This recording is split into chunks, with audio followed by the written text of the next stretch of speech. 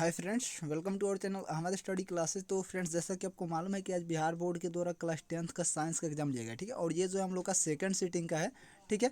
और ये जो हमारे पास सेट बी आया हुआ है। तो फ्रेंड्स चलिए अब हम लोग इसके ऑब्जेक्टिव क्वेश्चन की तरफ चलते हैं। तो चलिए देखते हैं कि फर्स्ट क्वेश्चन हम लोग का क्या दिया हुआ है, ठीक है। तो देखिए यहाँ पे फर्स्ट क्वेश्चन जो दिया गया है, न्यूक्लियस शब्द किनके द्वारा दी गई है, ठीक है।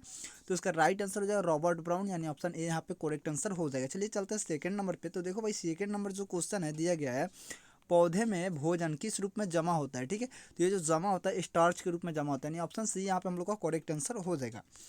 ठीक है भाई, चलिए अब हम लोग चलते हैं थर्ड नंबर क्वेश्चन पे। तो देखिए यहाँ थर्ड नंबर क्वेश्चन दिया गया है, प्रसिद्ध पुस्तक द माइक्रोग्राफिया किनके द्वारा लिखी गई थी, ठीक है।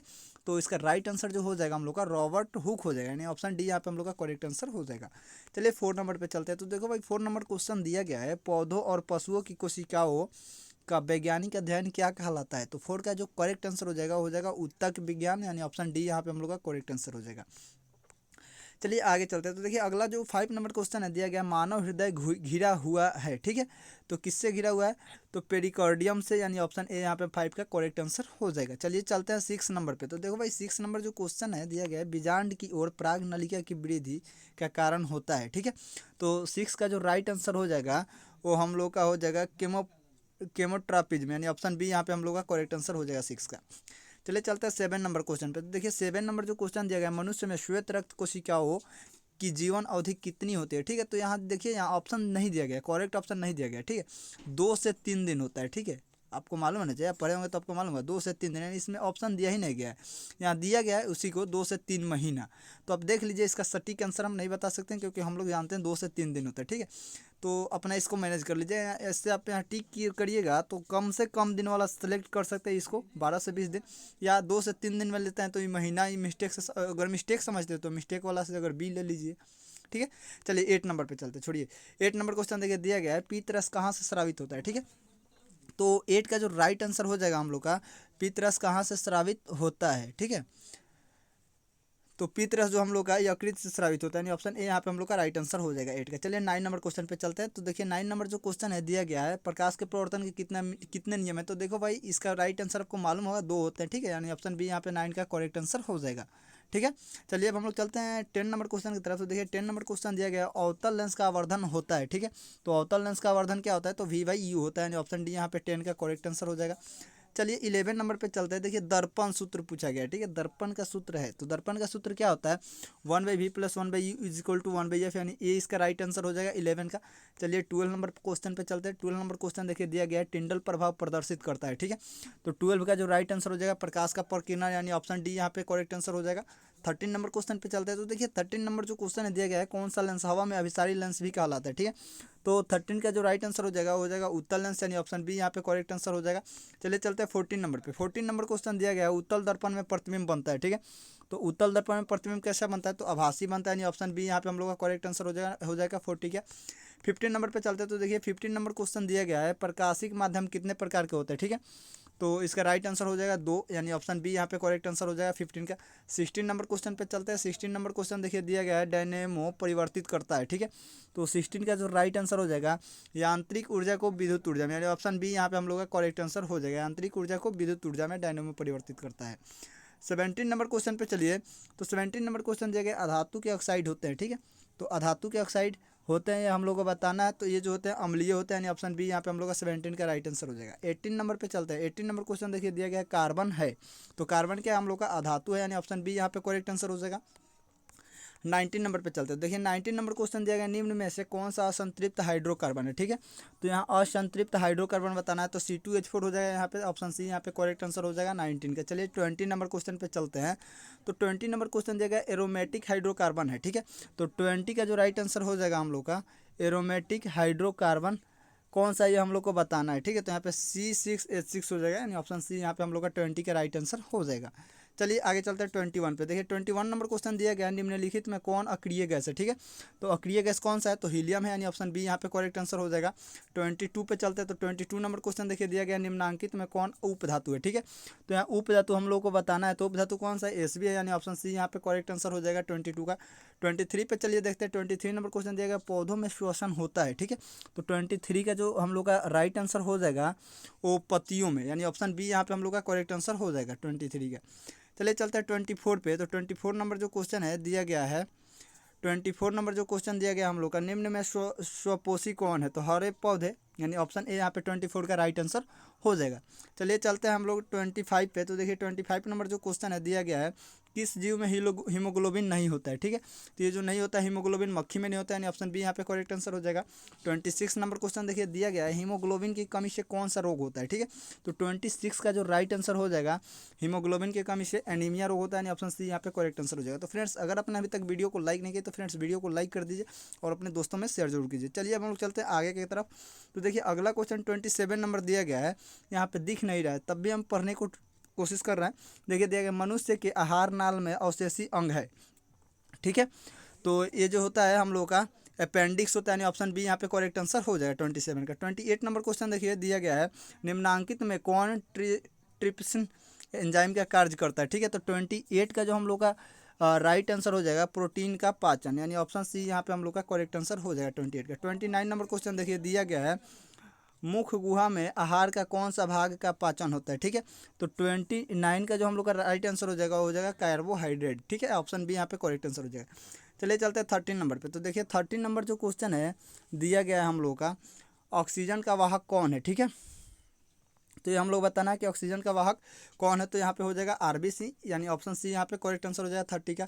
31 पे चलते हैं। 31 नंबर क्वेश्चन दिया गया है, रक्त में शर्करा का स्तर नियंत्रित करता है। ठीक है, तो ये जो करता है इंसुलिन करता है, ऑप्शन डी यहाँ पे करेक्ट आंसर हो जाएगा। 32 नंबर क्वेश्चन देखिए दिया गया है, मानव शरीर में सबसे लंबी कोशिका कौन है? ठीक है, तो सबसे लंबी कोशिका हम लोग बताना है, तो ये जो होती है तंत्रिका कोशिका होती है, यानी ऑप्शन सी यहाँ पे करेक्ट आंसर हो जाएगा।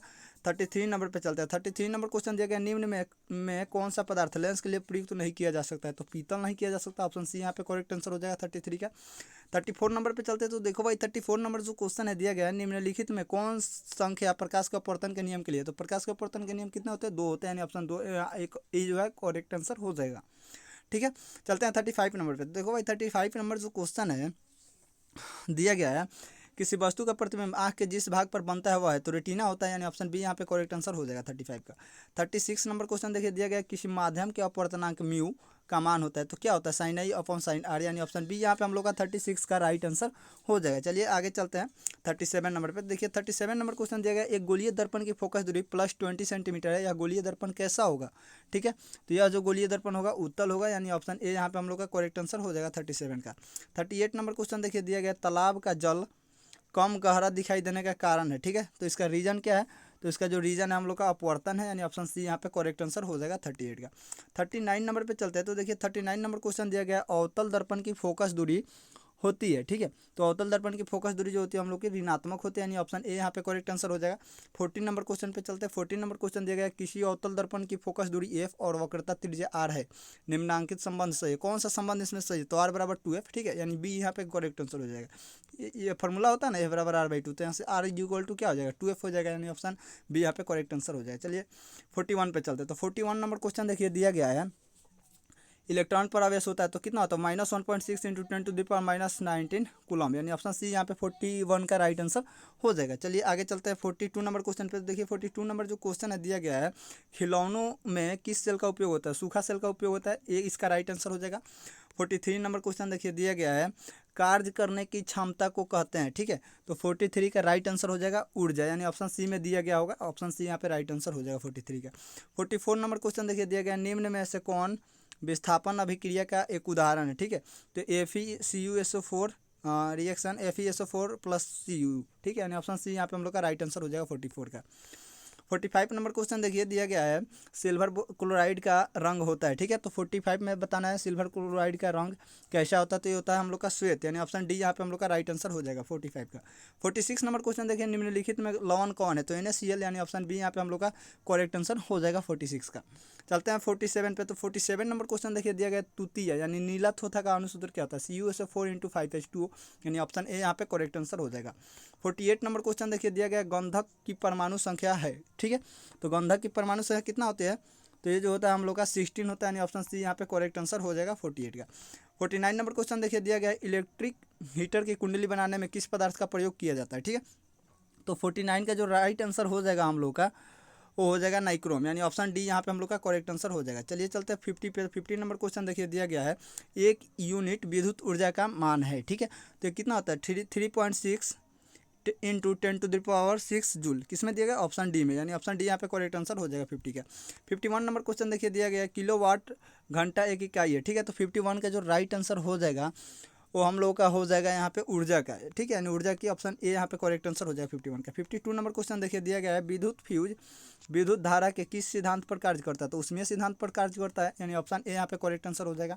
53 नंबर क्वेश्चन देखिए दिया गया है, वोल्ट मीटर को विद्युत परिपथ में किस क्रम में जोड़ा जाता है, तो समांतर क्रम में जोड़ा जाता है, यानी ऑप्शन बी यहाँ पे करेक्ट आंसर हो जाएगा। चलिए आगे चलते हैं, अगला क्वेश्चन देखते हैं। अगला क्वेश्चन क्या दिया है, तो अगला क्वेश्चन देखिए दिया गया है, विद्युत परिपथ में दो बिंदुओं के बीच विभवांतर मापने के लिए प्रयुक्त होता है, तो ये जो वोल्ट मीटर होता है, यानी ऑप्शन बी यहाँ पे हम लोग का 54 का राइट आंसर हो जाएगा। चलिए आगे चलते हैं 55 नंबर पे। तो देखिए 55 नंबर जो क्वेश्चन है हम लोगों का दिया गया है, जल विद्युत संयंत्र किस ऊर्जा को विद्युत ऊर्जा में रूपांतरित करता है, ठीक है। तो स्थितिज ऊर्जा को, यानी ऑप्शन डी यहाँ पे हो जाएगा। 55 का राइट आंसर ऑप्शन डी हो जाएगा, ठीक है। चलिए चलते हैं अगला क्वेश्चन पे। अगला क्वेश्चन 56 नंबर क्वेश्चन देखिए दिया गया है, विद्युत बल्ब में कौन सी गैस भरी रहती है, तो निष्क्रिय गैस भरी जाती है, यानी ऑप्शन सी यहाँ पे 56 का राइट आंसर हो जाएगा। 57 नंबर क्वेश्चन देखिए दिया गया है, निम्नांकित में कौन प्राकृतिक सूचक है, तो हल्दी, यानी ऑप्शन ए यहाँ पे करेक्ट आंसर हो जाएगा 57 का। 58 नंबर क्वेश्चन चलिए देखते हैं। 58 नंबर क्वेश्चन दिया गया है, सिंगल बॉन्ड OH अभिक्रियाशील मूलक वाले यौगिक का नाम क्या है, ठीक है। तो एल्कोहल है, यानी ऑप्शन बी यहाँ पे हम लोग का राइट आंसर हो जाएगा 58 का। 59 नंबर क्वेश्चन देखिए दिया गया है, कैल्शियम कार्बाइड जल के साथ अभिक्रिया करके देता है, ठीक है। तो क्या देता है ये हम लोग को बताना है, तो ये जो देता है एथीन देता है, यानी ऑप्शन सी यहाँ पे हम लोग का राइट आंसर हो जाएगा 59 का। 60 नंबर क्वेश्चन देखिए दिया गया है, ओजोन की एक अणु में ऑक्सीजन के परमाणुओं की संख्या कितनी होती है, ठीक है। तो 60 का जो राइट आंसर हो जाएगा, यहाँ बताना है कि ओजोन की एक अणु में ऑक्सीजन के परमाणुओं की संख्या कितनी होती है, 3 होती है, ऑप्शन सी यहाँ पे राइट आंसर हो जाएगा 60 का। 61 नंबर क्वेश्चन देखिए दिया गया है, कमरे के ताप पर द्रव अवस्था में रहने वाले धातु, ठीक है। तो जो है पारा है, यानी ऑप्शन ए यहाँ पे हम लोग का राइट आंसर हो जाएगा। 62 नंबर क्वेश्चन देखिए दिया गया, सरलतम हाइड्रोकार्बन है, ठीक है। तो सरलतम हाइड्रोकार्बन इसमें से कौन सा है, तो मीथेन है, यानी ऑप्शन ए यहाँ पे राइट आंसर हो जाएगा 62 का। 63 नंबर क्वेश्चन देखिए नहीं दिख रहा है तभी हम पढ़ रहे हैं, निम्नांकित में कौन क्षारीय ऑक्साइड है, ठीक है। तो 63 का जो यहाँ पे राइट आंसर हो जाएगा Na2O हो जाएगा, ऑप्शन डी यहाँ पे राइट आंसर हो जाएगा। 64 नंबर क्वेश्चन देखिए दिया गया, बेकिंग पाउडर एक मिश्रण है, तो NaHCO3 एवं एसिटिक अम्ल का, ठीक है, यानी ऑप्शन बी यहाँ पे 64 का राइट आंसर हो जाएगा हम लोग का, ठीक है। चलिए चलते हैं अब अगले क्वेश्चन पे। तो अगला क्वेश्चन देखिए दिया गया है, कौन सी बीमारी श्वसन तंत्र से संबंधित है, ठीक है। तो निमोनिया, यानी ऑप्शन बी यहाँ पे 65 का राइट आंसर हो जाएगा। चलिए आगे चलते हैं। अगला जो क्वेश्चन है, एंड्रोजन है, नर हार्मोन है, यानी ऑप्शन ए यहाँ पे करेक्ट आंसर हो जाएगा। 67 नंबर क्वेश्चन देखिए दिया गया है, रुधिर चाप नियंत्रित होता है, ठीक है। तो रुधिर चाप जो नियंत्रित होता है एड्रीनल द्वारा होता है, यानी ऑप्शन सी यहाँ पे राइट आंसर हो जाएगा 67 का। चलिए 68 नंबर क्वेश्चन देखिए दिया गया है, एकलिंगी पादप का उदाहरण है, तो पपीता है, यानी ऑप्शन ए यहाँ पे करेक्ट आंसर हो जाएगा 68 का। 69 नंबर क्वेश्चन देखिए दिया गया है, निम्न में से कौन मादा जनन तंत्र का भाग नहीं है, ठीक है। तो यहाँ पे 69 का जो राइट आंसर हो जाएगा वो हो जाएगा शुक्रवाही का, यानी ऑप्शन सी यहाँ पे राइट आंसर हो जाएगा। 70 नंबर क्वेश्चन देखिए भाई, 70 नंबर जो क्वेश्चन है दिया गया है, द्विखंडन होता है, ठीक है। तो द्विखंडन किस में होता है ये हम लोगों को बताना है, तो इनमें से सभी में होता है द्विखंडन, ऑप्शन डी यहाँ पे राइट आंसर हो जाएगा। 71 नंबर क्वेश्चन देखिए दिया गया है, टेस्टोस्टेरोन स्रावित होता है, ठीक है। तो किससे स्रावित होता है, तो 71 का राइट आंसर हो जाएगा वृषण से, ठीक है, ऑप्शन ए यहाँ पे करेक्ट आंसर हो जाएगा। 72 नंबर क्वेश्चन देखिए दिया गया है, मानव मस्तिष्क का औसत भार होता है, ठीक है। तो मानव मस्तिष्क का औसत भार कितना होता है 1.4 kg, ऑप्शन सी यहाँ पे 72 का राइट आंसर हो जाएगा। चलिए चलते हैं अगले पे। 73 नंबर क्वेश्चन देखिए दिया गया, एक घोल नीले लिटमस पत्र को लाल कर देता है, घोल का पीएच क्या हो सकता है, 2 हो सकता है, ऑप्शन ए यहाँ पे करेक्ट आंसर हो जाएगा। 74 नंबर क्वेश्चन पे चलता है। 74 नंबर क्वेश्चन देखिए क्या दिया गया है, बेंजीन का अणुसूत्र क्या है, तो क्या होता है C6H6, ऑप्शन सी यहाँ पे राइट आंसर हो जाएगा। 75 नंबर क्वेश्चन देखिए दिया गया, एथिल अल्कोहल का IUPAC नेम क्या होता है, ठीक है।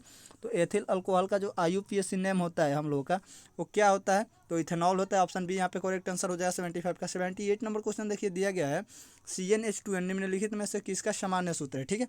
तो CnH2n जो है हम लोग का एल्किन का समान सूत्र है, एल्किन, यानी ऑप्शन बी यहाँ पे राइट आंसर हो जाएगा। 77 नंबर क्वेश्चन देखिए दिया गया, लोहे की परमाणु संख्या है, ठीक है। तो लोहे की परमाणु संख्या कितना होता है 26 होता है, ऑप्शन बी यहाँ पे करेक्ट आंसर हो जाएगा। 78 नंबर क्वेश्चन देखिए भाई, दिया गया स्टेनलेस स्टील में लोहा एवं कार्बन के अलावा अन्य तत्व रहते हैं, कौन कौन तत्व रहते हैं बताना है, ठीक है। तो 78 का राइट आंसर हो जाएगा निकेल, एवं क्रोमियम, कहाँ पे देखिए तो निकेल एवं क्रोमियम ऑप्शन सी में दिया गया है, ठीक है।